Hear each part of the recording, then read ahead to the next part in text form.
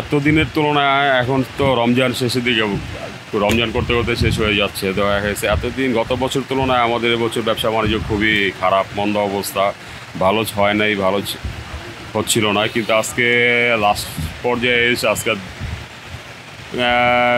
24-25 রমজান পর থেকে মোটামুটি আগের তুলনায় একটু সেলটা আমাদের বাড়ছে। কারণ হলো কি, এখন আপনার মানুষের যে চাহিদাটা সেটা হচ্ছে, কিন্তু দেশের সার্বিক অবস্থা বিবেচনা করলে মানুষের আর্থিক অবস্থা খুবই শোচনীয়, যার কারণে আমাদের ব্যবসার উপর মূল প্রভাবটা আমাদের ব্যবসার উপর পড়লো। এই পাঞ্জাবির চাহিদাটা আমরা দেখি ঈদের রমজানের শেষের দিকে বাড়ে, সেক্ষেত্রে আপনাদের এখানে কি পরিস্থিতি?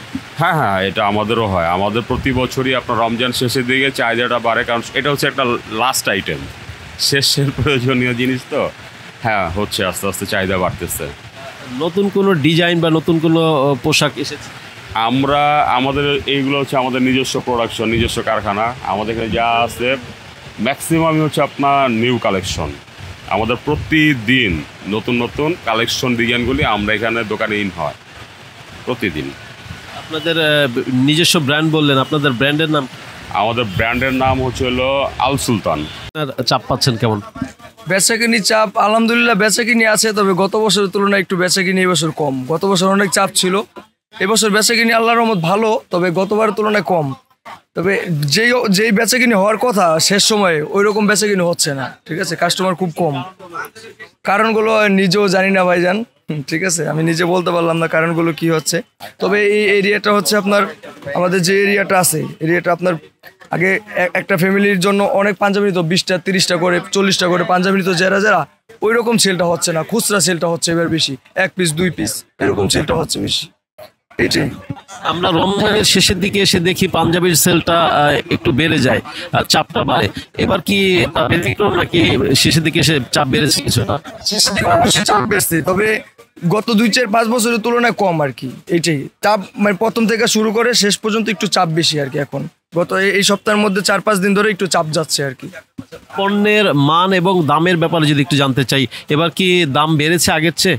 জি, আগের থেকে দাম তো প্রতি বছরই বাড়ে। আসলে এটা বাংলাদেশ, দাম কখনো কমার কোনো ওয়ে নাই। তবে প্রোডাক্ট আলহামদুলিল্লাহ 100% ভালো দেওয়ার চেষ্টা করি, দামটা ন্যায্য রাখার চেষ্টা করি। ঠিক আছে, এইটাই। আপনাদের কি নিজস্ব প্রোডাক্ট? জি, আমাদের নিজস্ব প্রোডাক্ট, আর কিছু বাইরে থেকে কালেক্ট করে আনি, আমরা নিজেরা তৈরি করি। আমাদের ব্র্যান্ডের দোকানের নাম হচ্ছে মামা পাঞ্জাবি গার্মেন্টস। বর্তমান বেচা কিনা পূর্বের তুলনাতে অনেক কম, এবং বেশি রাত্র আমরা থাকতে পারি না। আর্লি টু রাইজ না আর্লি টু বেড এরকম হয়ে গেছে ব্যবসা বাণিজ্য। ইন ক্লাব যেমন বাজারে চলে না, ব্যবসা বাণিজ্য এরকম হয়ে গেছে। বর্তমান আমাদের পাঞ্জাবির ব্যবসা ভালো না।